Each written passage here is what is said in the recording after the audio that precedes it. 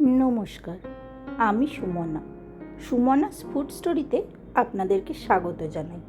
আশা করি সকলে ভালো আছেন এবং সুস্থ আছেন। আজকের রেসিপি খাসির মাংসের ঝোল, তবে একটু অন্য স্টাইলে। খুব তাড়াতাড়ি হয়ে যাবে এরমভাবেই খাসির মাংসের ঝোলটা তৈরি করা হয়েছে এবং একটা সিক্রেট ইনগ্রিডিয়েন্টস দিলেই এই মাংসের ঝোলের টেস্ট অনেকটাই চেঞ্জ হয়ে যাবে। আসুন তাহলে দেখে নেওয়া যাক আজকের রেসিপিটি। মাংসগুলোকে প্রথমে ভালোভাবে ধুয়ে নিয়েছি। এবার একটা প্রেশার কুকার নিয়েছি মাংসগুলোকে সিদ্ধ করতে দেওয়ার জন্য। তাতে আমি প্রেশার কুকারে মাটনগুলো দিয়ে দিচ্ছি। এবার এর মধ্যে আমি দেব লবণ এবং হলুদ।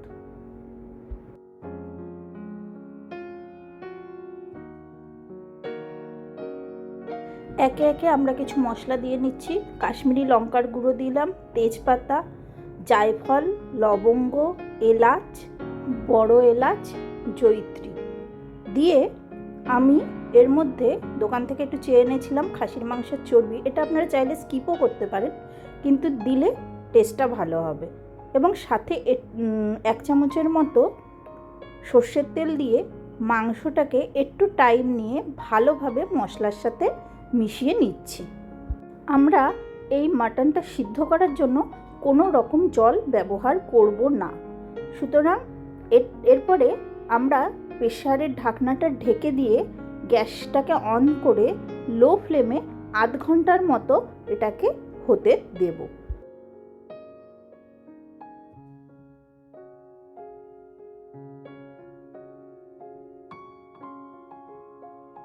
এবার একটা কড়াই বসিয়েছি। কড়াইটাতে বেশ খানিকটা তেল নিয়ে সেটা গরম করে নিচ্ছি। নেয়ার পরে আমরা এখানে প্রায় 5খানা পেঁয়াজ কুচিয়ে রেখেছিলাম। সেই কুচিয়ে রাখা পেঁয়াজগুলো আমরা এবার বেরেস্তা বানিয়ে নিচ্ছি।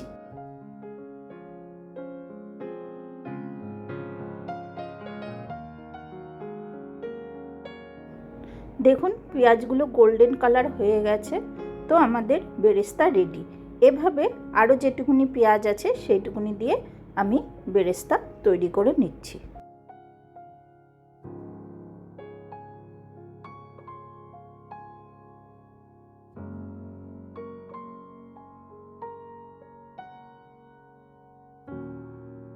আমার বেরেস্তা ভেজে সেগুলো ঠান্ডা করে নিয়েছি।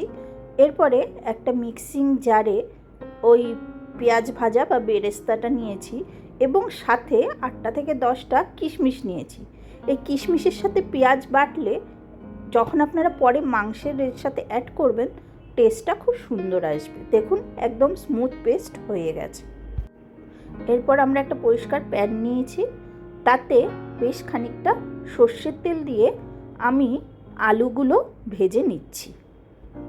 আলুগুলোতে সামান্য লবণ এবং হলুদ দিয়ে একটু টাইম নিয়ে আলুগুলোকে ভেজে নিচ্ছি। বেশি ভাজার দরকার নেই, কারণ এটা ঝোলে পড়বে, সুতরাং পরে সেটা ভালোভাবে সিদ্ধ হয়ে যাবে। আমরা আলুগুলো ভেজে তুলে নিচ্ছি। এরপর গ্যাসের ফ্লেমটা লো করে ওই তেলের মধ্যেই বেশ কয়েকটা তেজপাতা এবং শুকনো লঙ্কা প্রথমে ভেজে নিচ্ছি এবং আমি এর মধ্যে গোটা গরম মশলাও একটুখানি দিয়ে নিয়েছি।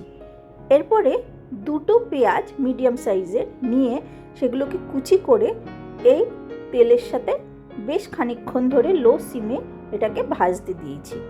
এই সময় সামান্য লবণ এবং একটু চিনি দিয়েছি, চিনিটা যাতে তেল লবণের সাথে এবং পেঁয়াজের সাথে ক্যারামেলাইজড হয়ে যায় সেই কারণে।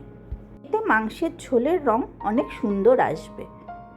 এরপর পেঁয়াজগুলো ভালো করে ভাজা হয়ে গেছে, তার মধ্যে আমি আদা বাটা এবং রসুন বাটা দিয়ে আবার কিছুক্ষণ এটা ভেজে নিচ্ছি।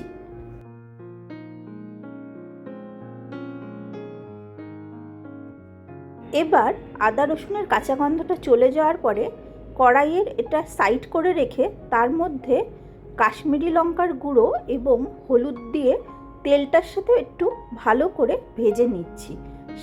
এরপরেই আমি ওই পেঁয়াজের যে ভাজাটা সেটাও এর সাথে অ্যাড করে আর একটু টাইমের জন্য ভেজে নিলাম। এই সময় আপনারা সামান্য একটু জল এর মধ্যে অ্যাড করতে পারেন, তাহলে মশলাটা পুড়ে যাওয়ার চান্সটা থাকবে না।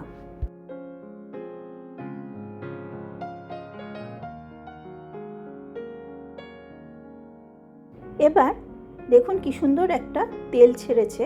এরপরে আমি টক দই এখানে অ্যাড করে দিলাম।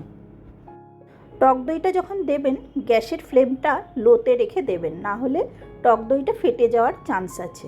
দিয়ে এবার ভালোভাবে এই পেঁয়াজে এবং মশলার সাথে এটাকে মিশিয়ে নিচ্ছি এবং একটু টাইম নিয়ে এটাকে কষতে দেব যতক্ষণ না এই দই থেকে এবং মশলা থেকে তেলটা ছেড়ে আসছে।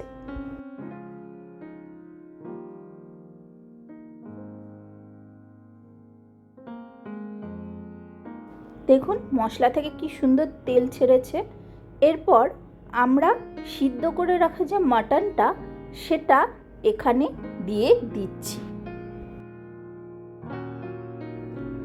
মাংসগুলোকে কড়াইতে দিয়ে দেওয়ার পরে দেখুন আমরা যে মাংসটা জল ছাড়া সেদ্ধ করেছিলাম সেই জল ছাড়া সেদ্ধ করার পরেও মাটন থেকেই অতটা মাটন স্টক বের হয়েছে।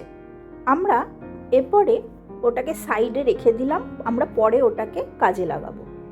এরপরে এর মধ্যে প্রায় 4-5খানা কাঁচা লঙ্কা চিড়ে এর মধ্যে দিয়ে দিলাম।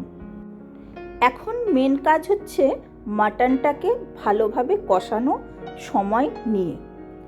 মাটনটা থেকে দেখুন আস্তে আস্তে যখন একটু তেল ছাড়তে শুরু করেছে তখন আমি ভেজে রাখা আলুগুলো এর মধ্যে অ্যাড করে দিলাম। দেওয়ার পরে আমি আবার কিছুক্ষণ এটাকে সাঁতলে নিয়ে যখন দেখেছিলাম যে তেল বেরিয়ে এসছে তখন যে মাটন স্টকটা ছিল তার মধ্যে পরিমাণ মতো জল অ্যাড করেছি, করে সেইটা গরম করে নিয়ে আমি মাটনের মধ্যে ঢেলে দিয়েছি। এবার মাটনটাকে ঢেকে দিয়ে বেশ কিছুক্ষণ হতে দিয়েছি। দেখুন মাটন থেকে কি সুন্দর তেল ছেড়ে এসছে সাইড দিয়ে। এরপর আমরা ওই যে পেঁয়াজ বাটা যেটা কিশমিশ দিয়ে বেটেছিলাম সেটা এটার মধ্যে দিয়ে দিচ্ছি।